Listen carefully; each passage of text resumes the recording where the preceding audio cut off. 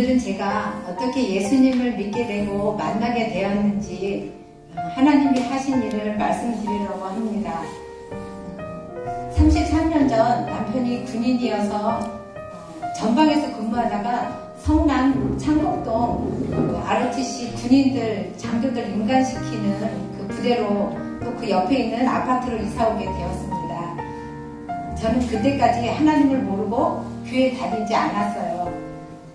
이사하고 몇 달 지났는데 어느 날 통로 젊은 엄마들이 아이들을 유치원 보내려고 1층으로 내려와서 아이들을 보내고 난 뒤 제가 자기들은 왜 자기들끼리만 놀아? 나는 빼고 웃으면서 제가 그랬어요. 자기들은 교회 다니는데 구역예배 드리고 아이들이 올 때까지 라면 끓여 먹고 노는 거라고 하더라고요. 그래서 제가 그럼 나도 교회를 다닐까? 했더니 그러면 좋지 하며 좋아해서 바로 그 주일부터 예배를 드리러 가기로 했어요. 그런데 교회가 하나님 믿는 사람들 예배 드리는 장소라는 것은 알았지만 목사님 설교하시는 40여 분 동안 졸리기도 하고 작은 아들이 기저귀 차고 삐뚤삐뚤 거리면서 다니느라 막 자꾸 그래야지 돼서 집중도 안 되고 무슨 말씀인지 잘 모르겠더라고요. 그래도 매주 졸면서 교회를 갔어요. 당시 제가 결혼 5년차가 되어 적금을 타가지고 동생의 도움으로 송파동에 수영복 헬스복 매장을 하고 있었어요.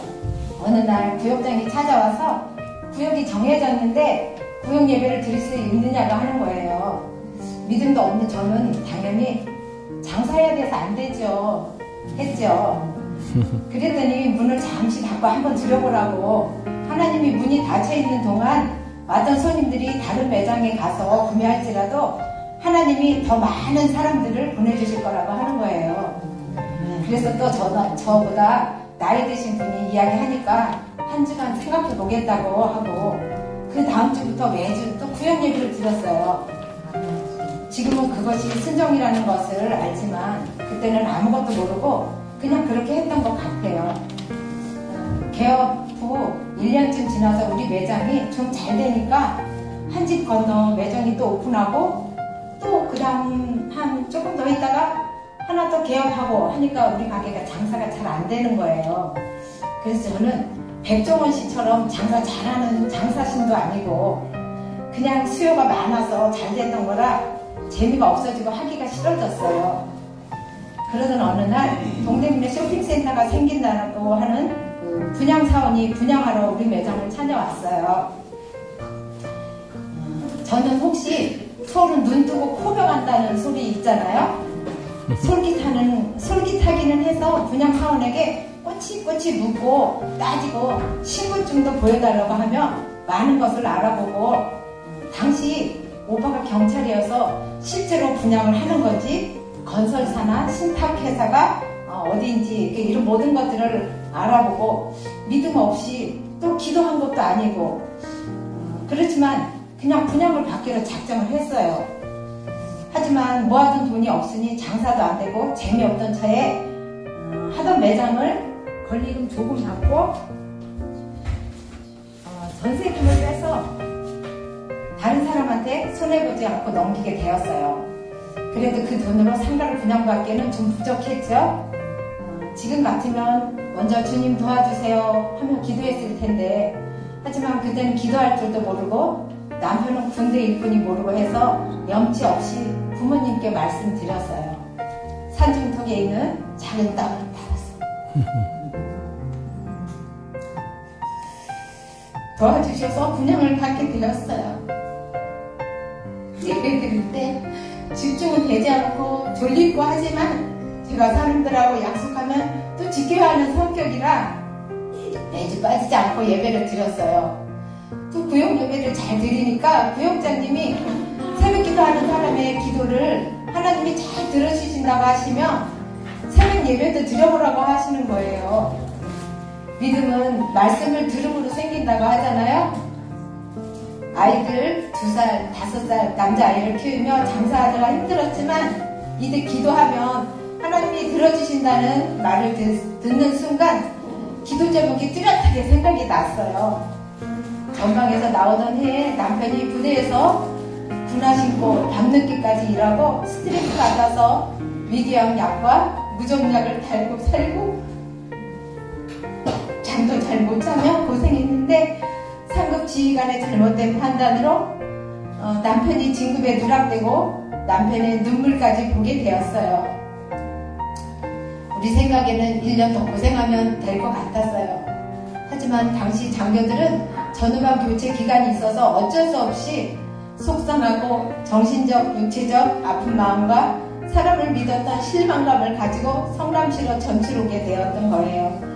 그래서 구역장님의 말대로 새벽 예배를 드리며 간절히 기도해서인지 교회 다닌 이후로 일이 술술 다 잘 되는 것 같았어요. 그때 남편이 소령으로 진급하게 되었어요.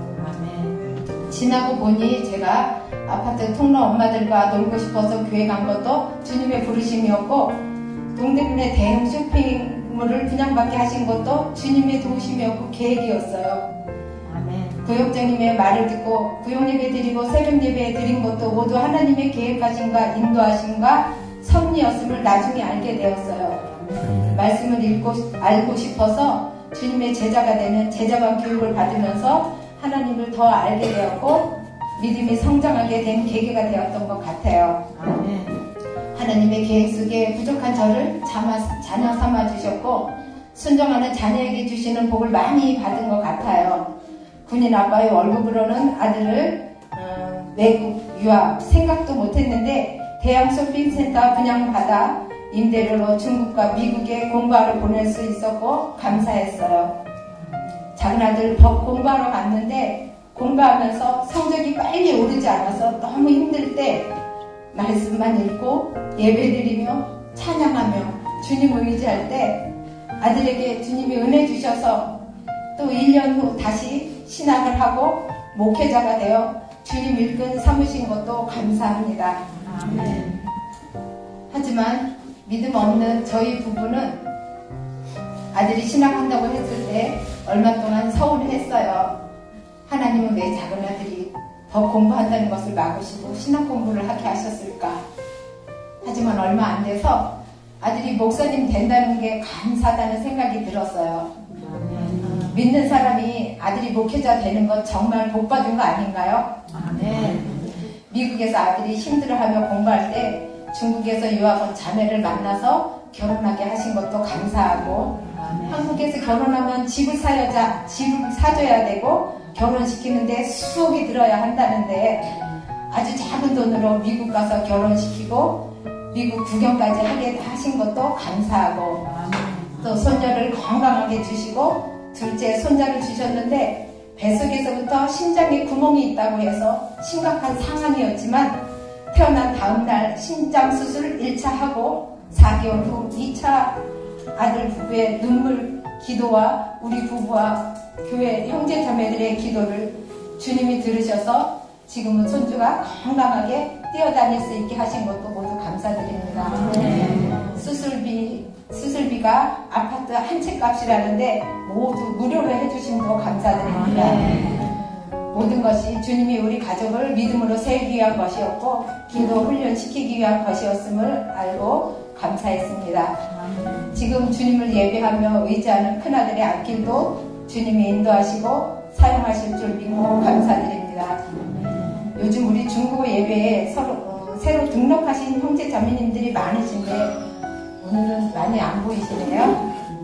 지금은 잘 모를 수도 있지만 지금 내 삶의 우선순위를 알고 주일마다 먼저 주님께 예배드리고 말씀을 듣다 보면 하나님을 알게 되실 줄 믿습니다.